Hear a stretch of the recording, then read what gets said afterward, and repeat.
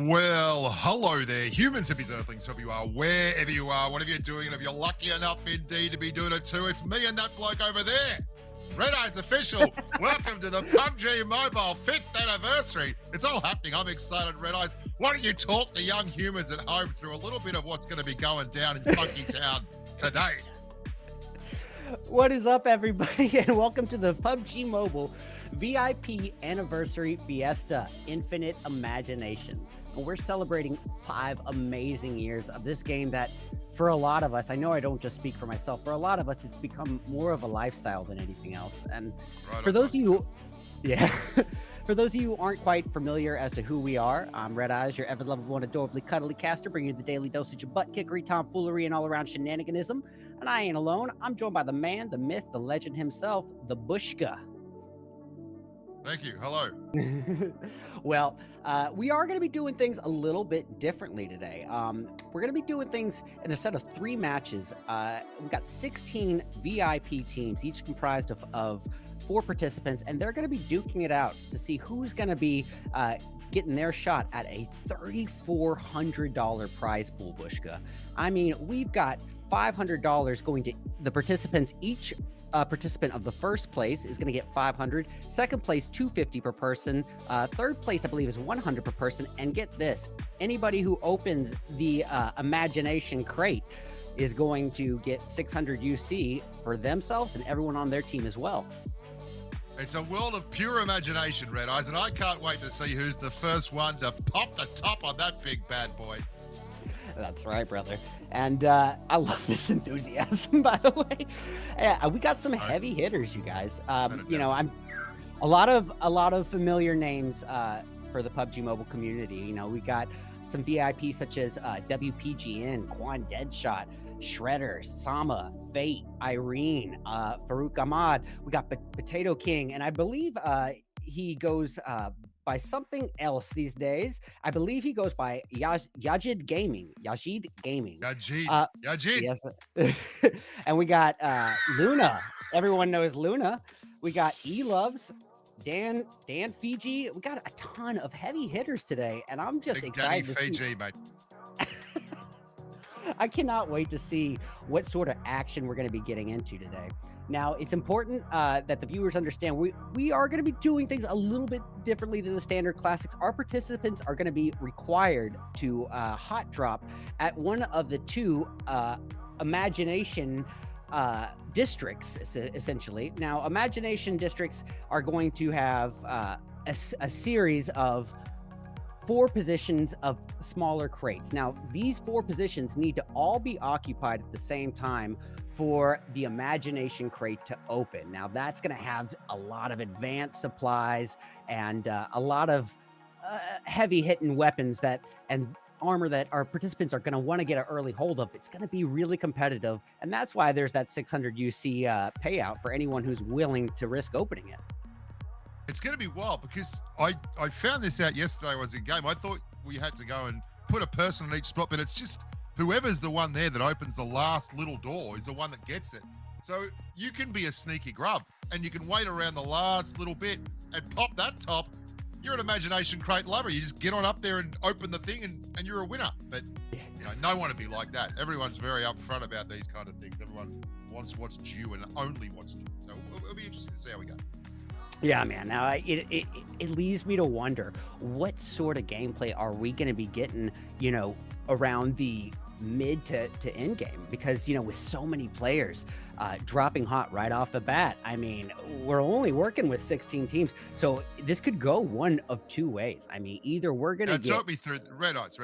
Everyone knows that you are a hell of a host, that you're out there, you've got your finger on the pulse of the scene.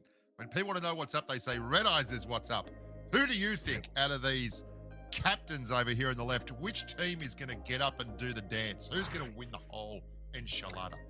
Well, I don't want to put out too many early predictions, but if I were to go right off the bat, I see we've got our main man Fate as a team captain on here, and I kind of hold him to that tier 1 expectation. I think that you know, if anyone is well practiced at this point, Fate has got to be in that category. So that's going to be my first guess. How about yourself? I'm torn, mate. There's a couple of big blokes in there. Danny Fiji's good. Shredder's an Australian, obviously, so he's both handsome and a fantastic lover. But at the end of the day, I've backed Farouk in the last 4 events, and he's failed every time. But like a good horse, I figure eventually Farouk has to get up. So Farouk, this time, get it done or go home, buddy. I'm sick of this rubbish. You're making me look bad. Let's do it. Farouk. That's right. Now, brother, we are going to be kicking things off very shortly with the very first map ever introduced to the game, the one that our participants should be the most familiar with, should be the most synergized with. I'm, of course, speaking about Erangel. Now, what do we need to say about a map like Erangel? Well, it's basically the off-bred love child of Sandhawk and Miramar, because it really is the perfect middle ground between those two extremes. Now, generally, that would leave a lot of the early gameplay fairly reliant upon the flight path to determine what sort of early game we end up getting. But as we just mentioned, this is a required hot drop right off the go. And so I think, you know, regardless of that path, you know, we're going to be getting some extra loving around these imagination locations. Well, we're going to find out, aren't we? What kind of a person are they? What kind of a PUBG mobile amigo are they? Are they the kind of is just going to drop in and hold, or are they going to drop in, fulfill their requirements, and then just run, get out of dodge? Yeah, I want to see the guys that are running getting cut down in the field. That's what I want to see. Listen, everyone can talk about the hot drops, but it comes down to pure skill, you know, in terms of whether or not you can maintain that aggression successfully throughout the entirety of a match. And I think that's where we're going to really sort of see the heavy hitters come into play. But, you know, as we reach just these last few moments before we kick it off, I cannot say how thankful I am to be a part of this and have gotten to the point where we are celebrating 5 years of the PUBG Mobile community, the PUBG Mobile lifestyle, and I think it's all going to culminate right here. Well, here we go. Boys and girls, rev up your engines. We're about to start the plane ride into destinations unknown. Well, we know a couple of them. Quarry is going to be one. Stauber's going to be the other. But who is going to come out on top? It's going to be Farouk, in case you're wondering. That's what my pick is. I'm gonna push for Fate, but I'm also gonna leave a little bit of wiggle room to be surprised in this case here. But anywho, we are kicking things off, and now you can see it now. Plane. Yeah, it's a nice little skin you got there, but not even the most opportunistic of flight paths. If this were a full map, nice little skin you got there in terms of but everyone not even dropped the most opportunistic they wanted of flight paths. As we said, were you know, this has got to be map, nice little skin you got there in terms of everyone not even dropped the most opportunistic they wanted flight paths. As we said, were you know, this has got to be nice little skin you got there, but not even dropped the most opportunistic they wanted flight paths. As we said, were already we're seeing some map skin you got there, but not even dropped the most opportunistic they wanted flight paths. We said we're already seeing some map skin you got there, but not even dropped the most opportunistic they wanted flight paths. As we said we're already seeing some map skin you got there, but not even dropped the most opportunistic they wanted flight paths. As we said we're already seeing some map skin you got there, but not even dropped the most opportunistic they wanted flight paths. As we said we're already seeing some map skin you got there, but not even dropped the most opportunistic they wanted flight paths. As we said we're already seeing some map skin you got there, but not even dropped the most opportunistic they wanted flight paths. As we said we're already seeing some map skin you got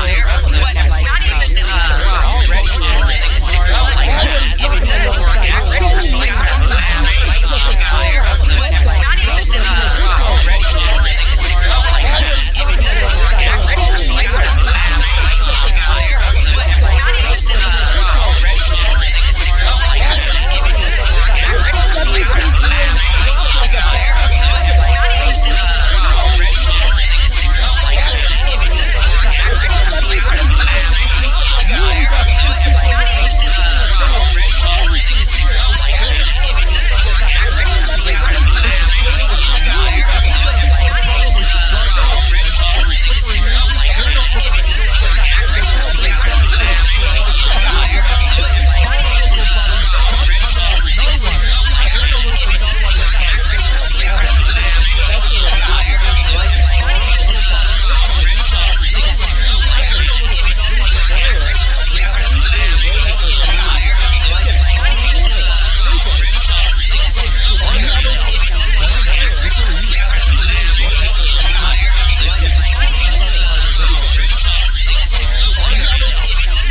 regardless, and Fate holding the corner angle, trying to catch a line on anybody from Team 5 at this stage.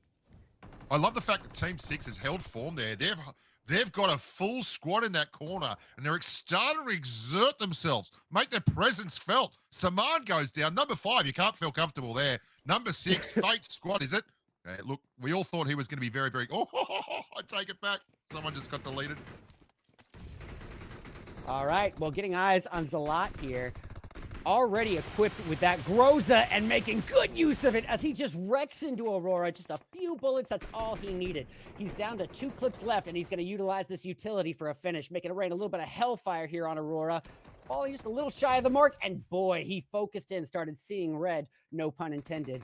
Well, Zalat has opened the top deck. Now, he's got the extra points straight away. Does he get it for opening the crate, or is it the person that popped it that gets it? I think it's the person that opened the crate.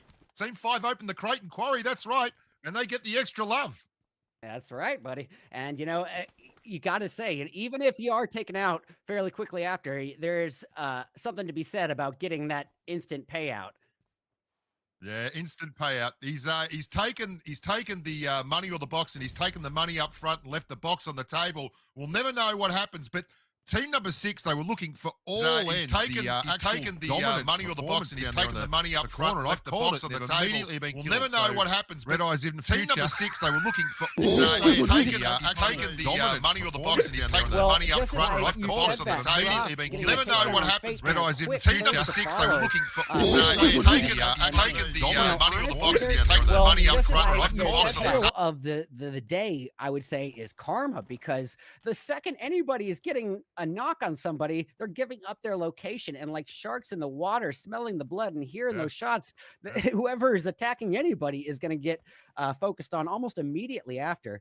Getting eyes on Elise and the rest of Fate's gang here, they are still a full 4-piece, and regardless of what I said, you know, about Fate being taken out earlier, you got to remember getting that second chance at life is going to make a real difference maker in the sort of gameplay that we see today. Yeah, there's the early pace of the game, and they're all settling in now. People have had time to get their angry pills on and get all that business done. And now we're just seeing the teams kind of become who we thought they were. Their chemistry's great. The build is good. They've done a little bit of team bonding at the bowling alley. They've gone out, chucked a few lines down, had a beer or two. And now we're seeing the teams that really love each other. Look at number 14, Delphine. They're on the pup now, coming here around the corner. I think they've just taken out another squad.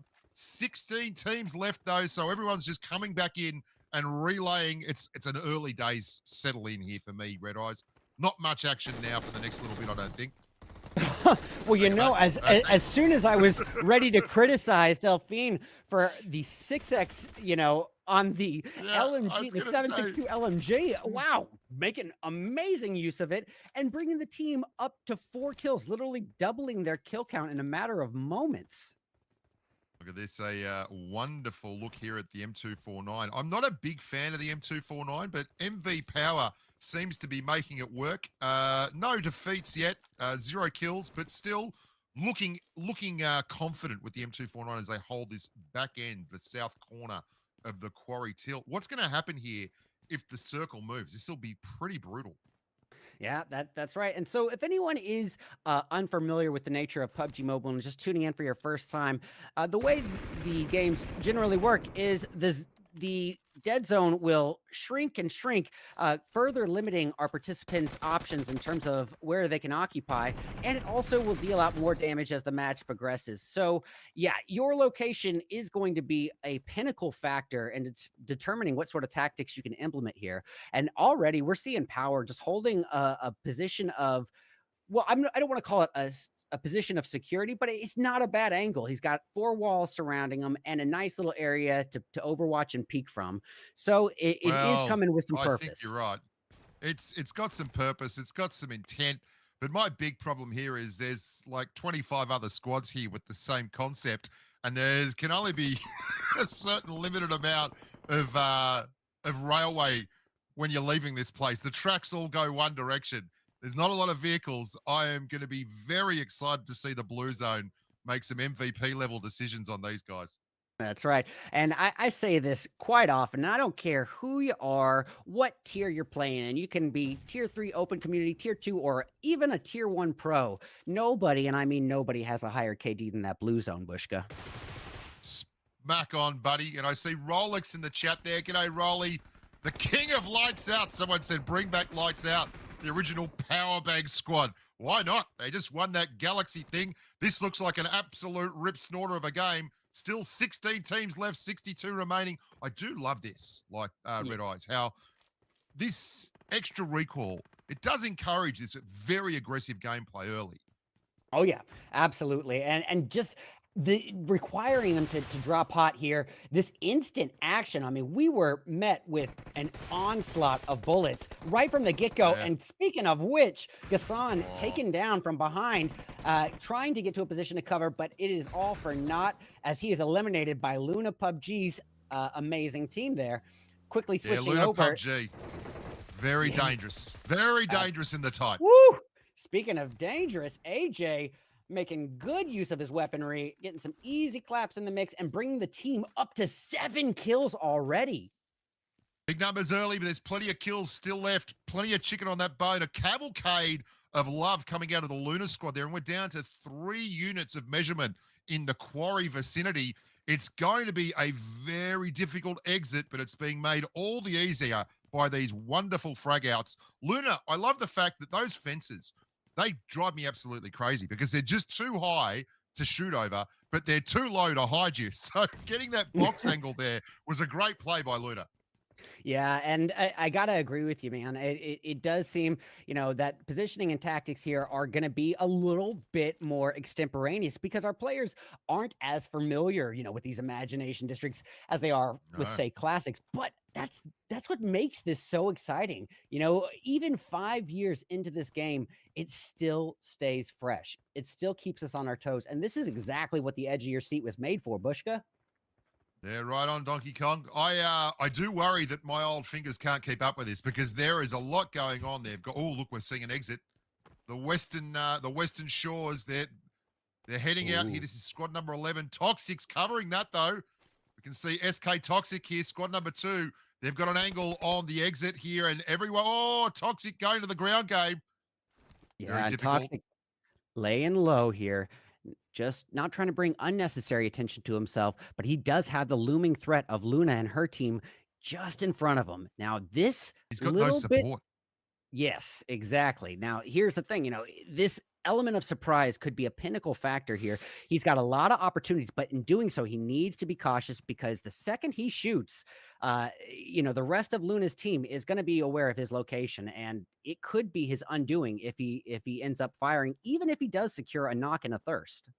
No, he's a smart kid. Look at him, Toxic. He's moved back because he knows that the angles are coming from down below. Luna's hell of an angler and using this ridgeline here. So if anyone wants to come up and get stuck into him, obviously there's going to be the third party, the best kind of party. I spoke too soon. Absolutely drilled, and he's all alone on an island. There's no help coming for Toxic. And getting eyes on Invictus here, just perched ready and waiting with that AK-47, moving up alongside his teammate as a singular unit. Looks like they are going to be advancing on AJ, but AJ and his gang are actually the deli meat and a peanut butter and trouble sandwich between the likes of Invictus. No. The third party is fun when it's someone else. I'd rather be the fighting for hills, not holes kids up the top at number 11 there, squad number 11. That's a brilliant grenade. Get him in here. What a wonderful effort. That was a 2 birds, 1 stone scenario if there ever was one. AJ is down, leaving it reliant on Sark, Ace, and VP. And boy, Invictus just wrecking house This is here. for all the chocolate rations. Oh, no. Squad number 11 just using the hit point trades, trading everyone out, and looking every inch the winner here at the quarry. Well done, squad number 11, coming away with the, unless someone, goes crazy and comes back, they are 250 meters outside the circle. So you'd think that they will be unchallenged for this. And they've only lost 1 member. That's right, man. I mean, this pretty team, important member. You are right, yes. But at the same time, give credit to where credit is due. I mean, we got Luna Bunny Senpai, Yuji, and Frost are just putting up one heck of a performance. I mean, look at this. We got 15 kills between Bunny, Yuji, and Frost alone, and they're almost evenly distributed. That is really impressive work. The last one of these things, Luna went absolutely ham, but today it looks like Bunny Senpai and co are going to have to carry the torch. I am super impressed that even without the spiritual leader of the whole hullabaloo, Luna PUBG, they're still up at 16 kills. That's a massive effort. Yeah. Well, we are going to briefly switch over to the Pachinki region where WPGN prepares for an altercation with Sanai, Abdullah, Jinx, and Schizophrenia of Team 16. And this is going to be interesting. We see WPGN utilizing a Mosin of all guns as he's advancing towards the opposition. Looks like he actually might be trying to pull a side flank to just reunite with his teammates. And understandably so. There's still plenty of time. We're only reaching the ending stages of stage 2 here. So you don't want to rule yourself out of the equation here too early on. It is understandable. I'm not a big fan of this. Not a big fan, Red Eyes, because the Mosin Nagant's more like the Mosin Nagant, but it doesn't have the reload speed, the damage of the Car 9 or even the M24. It used to be the in-betweener, but now it's very much at the back of the line. And with a 3X, I mean, WPGN, everyone knows about him, 7 foot tall and bulletproof. But I mean, Mr. Flip isn't in the lobby, so WPGN is obviously next up as the sexual Tyrannosaurus of the crew. But that's a 3X on a Mosin. I don't care who you are. You're not wiping squads with that thing. Well, hey, man, if you know anything about WPGN, you can never rule him out. He'll always keep you on your toes. Ooh.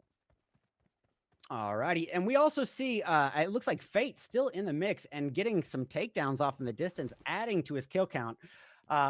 Anyways, while we are still here, just looking at, let's get a look at the map here. And as you can see off in the distance, in the dead zone, we've got members of Reaper and his team preparing for an altercation with Fate in the dead zone.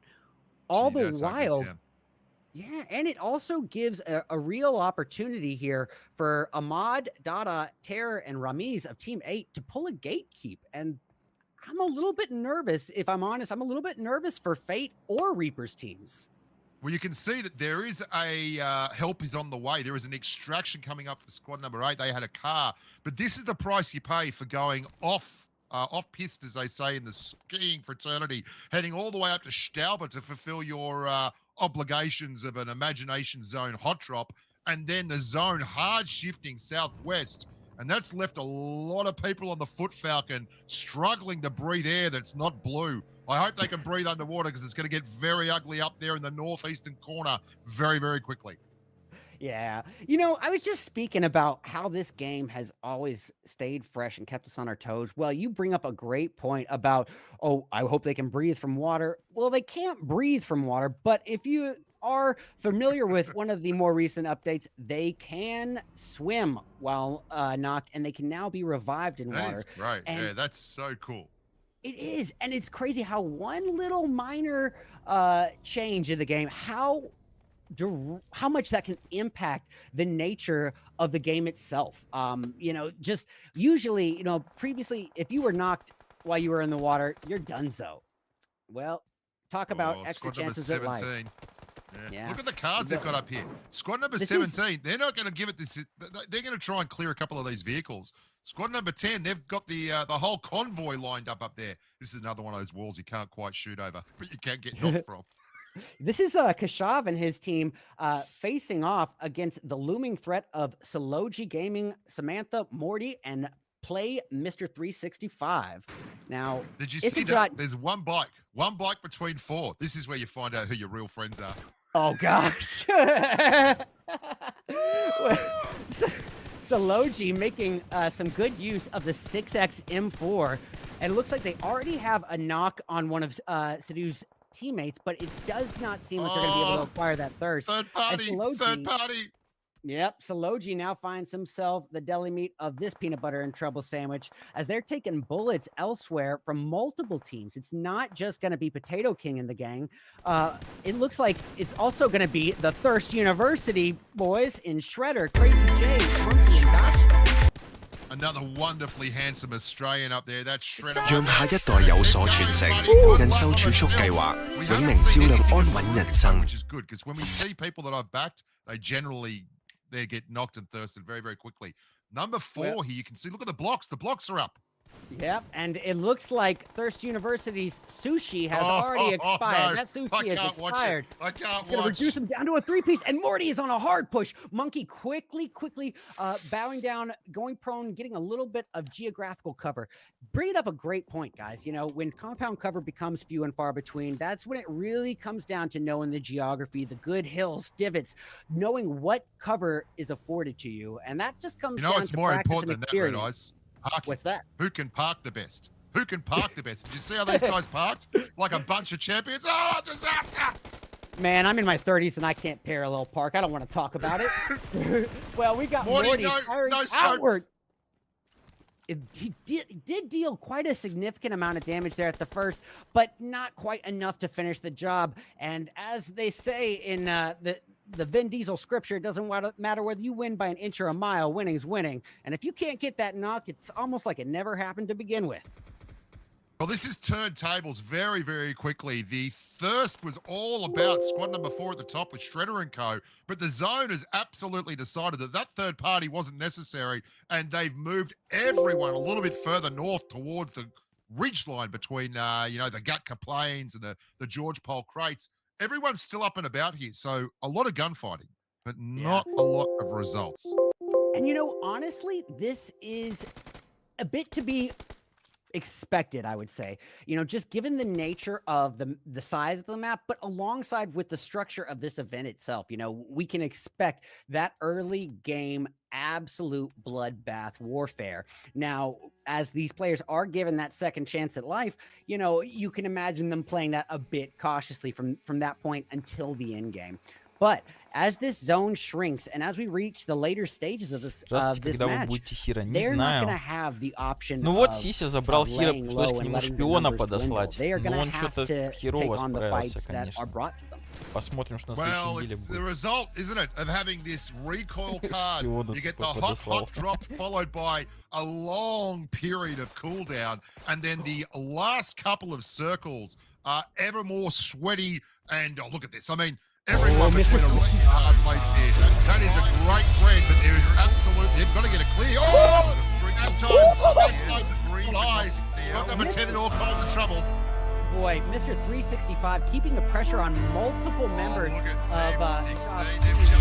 With a nade to hold off one, and then quick reaction time to retaliate and get a knock on the second member. This guy is on fire.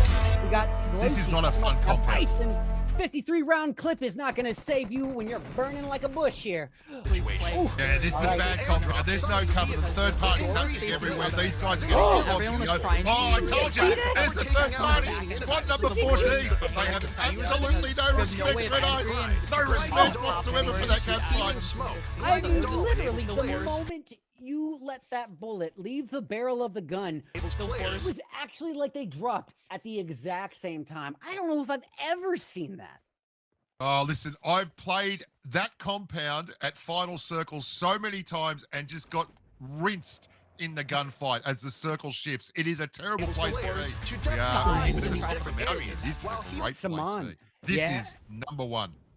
A little spray and pray tactic here as he cooks up a nade, throwing it through the smoke and giving it his best great molly. But Fantastic the molly, little bit of hellfire here, making the threat just burn up. Now that is not quite and enough. Shredder and co. Look at this. They're down the bottom of the mountain. Everyone's got to shift up here. That squad house is absolutely found money, but these guys are 200 meters outside the circle and a long way to travel, and no one is there yet. Yeah, honestly, it's going to be a battle for positioning and claiming the good real estate, as tends to be the nature of PUBG. But here we see, I mean, Yologi had to face that looming threat of Fate and his team before even attempting to rotate into the zone. And Shredder getting knocked in the kill feed there. I think they're pushing that squad house now. The metal is meeting the road. You can see down south, everyone is falling apart. And now we are about to see what sort of advantage this high ground is going to give Saman and his his team, and whether or not they're going to really be able to utilize this Overwatch. And it does not seem to be the case, as Reaper just, Ace just wrecks into him. And once again, with no time to even celebrate, no time for a hooray, he is down and dropped like a bad habit in retaliation.